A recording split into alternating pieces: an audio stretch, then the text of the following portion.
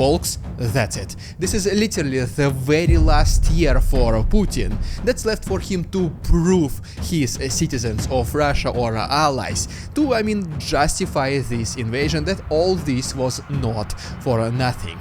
At the same time, the Z army has literally zero artillery systems left, and that's definitely not gonna be helpful for them since they are now stuck in Avdiivka frontline. But more about all of this in just a couple of minutes. What's up, investors? It's the Russian dude. Look at this, it's right saying on the merch, it's the Russian dude. And let's get straight to the point and talk about some ridiculous Russian propaganda! And so yes, today we're gonna be talking about these small books/brochures, which, by the way, these pictures I found in our very own Discord, the Russian Dude Discord, the link is down below. And long story short, it says the difference between Russian army and the Ukrainian army. And obviously, since this is a propaganda for Russian kids, it needs to be as straight to the point as possible, seeing that Russians good, Ukrainians bad. And they pretty much show things like Russian soldiers come to liberate Ukraine, they rebuild churches, they're very intelligent people with lots of family values, and in response to that, Ukrainians, they eliminate kids, they destroy their own civilian cities, they're absolutely inhumane monsters. Like the West develops vaccines until to eliminate Russian population. Like, everything is so bad according to these brochures. And yes, this is what was given away in Ryazan to school kids completely for free. But even kids themselves, along with their parents, decided and realized that this is already, at this point, it's just way too much. This is just a nonsense. And well, you know what, we also have some sarcastic jokes about the Z army. Such as, for example, Russian army is the second best army in Ukraine.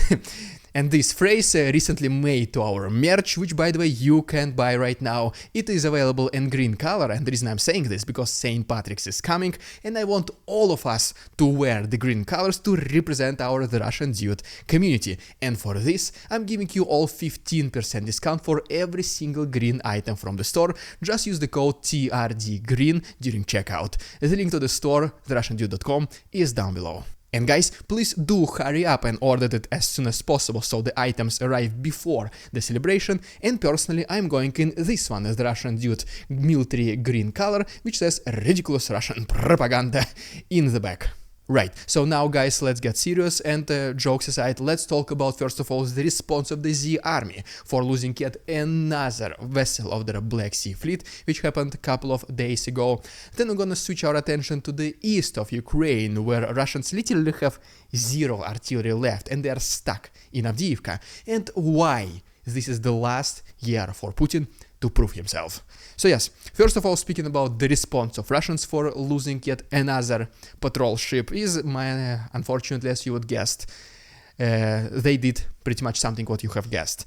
There was an attack against residential areas in Sumy, as you can see from this video. Then there was also attack against some residential buildings which were partially destroyed in Kharkov. And ultimately, a very big trade center where a lot of people in Nikopol were using to buy their everyday things, groceries, clothes, pretty much everything. This one was destroyed as well.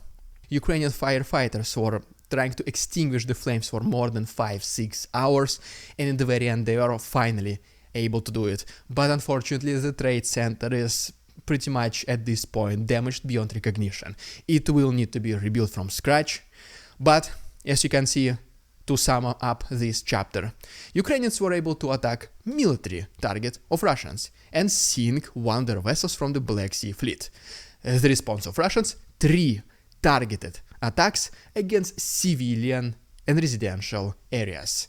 So, like, I know I've been saying this pretty much every single video I make, but what can I do if this is what the Z army decides to respond every single time Ukraine has some minor, at least, military success? Well, this is their tactics to try and scare the regular population of Ukraine, which has not been working in the past. In fact, it gives the opposite result. It gives completely opposite result, because whenever Ukrainians see their residential areas, the places where they used to go as kids, for example, when they see those places being destroyed, it only unites them even more against the Russian aggressors.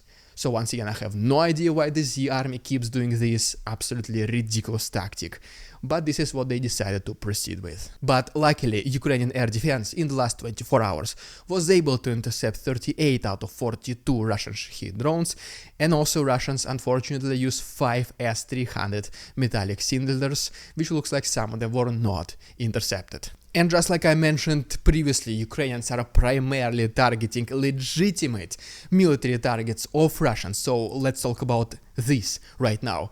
But first of all, guys, before we proceed any further, can you please, if you don't mind, like this video and subscribe to my channel to help me with the YouTube algorithm, which recently was working so hard against me. It looks like there was a specific person who was manually checking my videos and putting restrictions on every single third of my videos, which obviously means that the algorithm was not pushing them at all.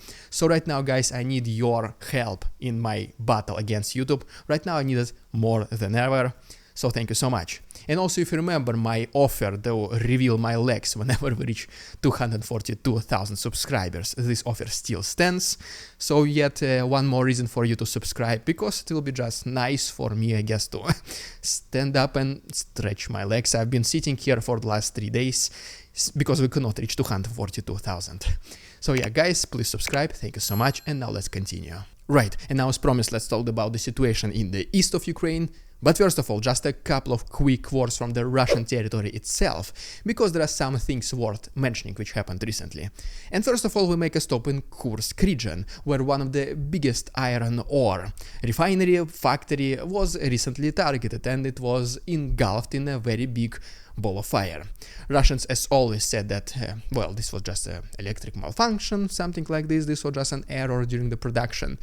But most likely Ukrainians had a saying in this, I mean, why not? So, and then another thing which is even bigger than this is another city already pretty far on the inside the territory of Russia called Omsk, located right here on top of Kazakhstan. And right here you can see the satellite images where Russians were storing their howitzers and artillery systems. The very first image comes to us from approximately May of 2021, which is like what, almost 3 years ago, and the very last picture comes to us close to the date that we are right now in 2024, right? And you can see that the storage facility is pretty much empty at this point. Russians significantly reduced the number of these military machines a lot after the beginning of the invasion, and then throughout this offensive of Russians, let's call it like this, they started to bring even more and more artillery away from this Omsk storage facility, all the way until that very moment when there was none left. Literally, right here you have the satellite image, picture from the space, it cannot lie, it is as it is, and there's not a single artillery system or howitzer of Russian which is right now stored in Omsk. Russians used every single one of them. So that's the situation on the territory of Russia itself. Now let's get back to Ukraine, to the eastern front line to be specific. And first of all, right here is an incredible video from Kupiansk, where 2 Ukrainian tanks were able to absolutely easily repel the assault of Russians. And the reason why it was so easy for them, because I have no idea. Just listen to this. Just sit back, relax, and listen what I'm going to say, because this might sound unbelievable, but this is actually what happened, and this video proves it. So, Russian officers, generals, whoever, they decided that this will be a good idea to send several dozen Russian infantrymen literally in the open field and try to capture some positions of Ukrainians, which were heavily guarded by tanks and other military armored vehicles. Yes, you heard it right. Russians sent unprotected soldiers in the middle of the open field to attack Ukrainian tanks with, I would not be surprised if they used sticks and stones. Well, they were using some modern weapons which obviously did not help them, and Ukrainians using these tanks, they were able to easily and successfully repel this yet another assault by Russians. I mean, what else would they expect, right? The video itself, once again, is unbelievable. How would Imagine there is a guy in Russian military somewhere who was studying military tactics, who was doing some officers courses, and then he came up with this idea, guys, what about if we send 20 Russian soldiers against 2 Ukrainian tanks? Do you think this is a good idea? Yes, Mr. Sergei Petrovich, just do it. But wouldn't this mean that we're gonna lose them all? I mean, Putin doesn't care, we can always just mobilize more. Well, if you say so, then yes, this tactic is approved. This is literally how I imagine this conversation went, and judging by this video, this is exactly what they did. But anyways, the video itself is unbelievable to see. You will not believe until you see it, what I mean. So just go ahead and take a look at it yourself.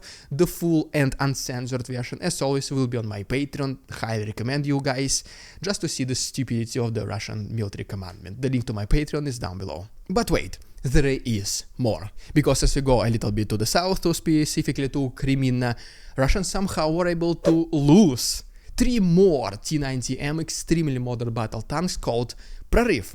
Apparently you can destroy these tanks no matter what Russians say. Then in Vovcharivka, located to the south of Lysychansk, Ukrainians were also able to destroy 3 more self-propelled artillery systems of Russians, and as we know, Russians are very low on this specific military equipment. So even though it might not sound like it, this is a pretty big loss for the Russian army. And then ultimately in Klishivka, located in Bakhmut front line, Ukrainians were also able to repel another assault attempt by Russians, destroying significant amounts of equipment and manpower of advancing Russian forces, not allowing them to capture any meter of land. And just when you thought that Ukrainians were done with destroying Russian military equipment for the day, well, unfortunately for Russians, that was not the case, because according to this video which came to us from Avdiivka frontline, Ukrainians using FPV drones were able to destroy, just start counting at this point, 4 D-30 artillery systems of Russians and 2 more D-20s. So 6 total in Avdiivka frontline, in addition to the ones destroyed in Bakhmut and also in Crimea. Which once again, this was a pretty fruitful day for Ukrainian forces, to say the least. And well, as a result of all this, according to the representative of Ukrainian military Dmytro Likhova, right now Russians are literally stuck in Avdiivka. Yes, they did capture the city, they did advance to the west, they tried to capture more cities such as Berdyachi, Semenivka, Tonenke and so on, but so far they're not able to do this for the last several days. He does confirm that yes, there is some kind of combat activities along the front lines, but the advancement at this point is either non-existent or it is extremely insignificant. And in return, right now Russians are focusing their primarily offensive attempts in Novomikhailivka, located to the south of Avdiivka, as you can see right here, but there is no success here either. Russians were trying to capture this city for the last several of weeks. They were only able to advance pretty close to it, but the city itself is still under the control by Ukrainians. So in the end, as you can see, there is not a single settlement which we can highlight what is the specific next major target for the Russian army, like it was in Bakhmut, with Bakhmut and Avdiivka previously. Right now, simply Russians do not have anything like this. And elections in Russia, so-called quote-unquote elections, are coming. Then there is also a victory parade on May 9th, another huge patriotic thing that Putin uses to boost the morale of the population of Russia.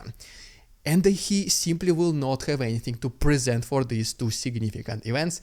There's not going to be any significant major symbolic victory on the Ukrainian front lines which he can sell to the population of Russia and say, guys, look at this. We are winning in this war, we are doing the right thing, the invasion is pretty much justified. No, he can simply no longer say those things. And this is pretty much exactly the very same thing that the Secretary of the National Security and Defense Council of Ukraine, Oleksiy Danilov, is also saying that this year, 2024, is the last year for Putin to, let's call it like this, prove himself for the population of Russia and the allies and say that whatever is happening right now is Ukraine, whether he calls it a special military operation, which in fact is a war, to pretty much justify that this whole thing was made with the purpose and the Russians are doing some progress. Because if he will not be able to do these things by the end of the year, which most likely he will not be able to do them, then the people of Russia will hopefully start thinking and questioning themselves like, okay, we elected him once again. The war in Ukraine still goes on. Nothing much is changing, we are not liberating quote-unquote any more land, and in fact it is Ukrainians who are fighting back stronger than before. Something must be going wrong. By that time also the losses of the Russian army will increase significantly by dozens of thousands soldiers more, and in case Putin wants to continue with his endeavor in Ukraine, he will obviously need to announce another round of mobilization, which will be extremely unpopular opinion in Russia at that time, since once again there will be nothing for him to present for the population of Russia and there will be no goals to fight for. Like I said, previously he was like, okay guys, we need to liberate Bakhmut or Avdiivka, we're this close, so let's push a little bit more. Simply right now he does not have this opportunity at all. And besides all this, if you remember my last couple of videos, right now it is Ukrainians who are doing pretty good progress, specifically in the east. And according to my previous video, which will just appear right now to the left side of me, Ukrainians were able to attack one of the biggest fortresses of Russians in Avdiivka, the Avdiivka chemical factory. If you haven't seen it, please guys go ahead and do it right now. Very, very interesting and important video. Please do not forget about the green the Russian Dude merch for the upcoming St. Patrick's celebration. Please subscribe to my channel to help with the YouTube algorithm. Thank you so much patrons for your support and see you tomorrow.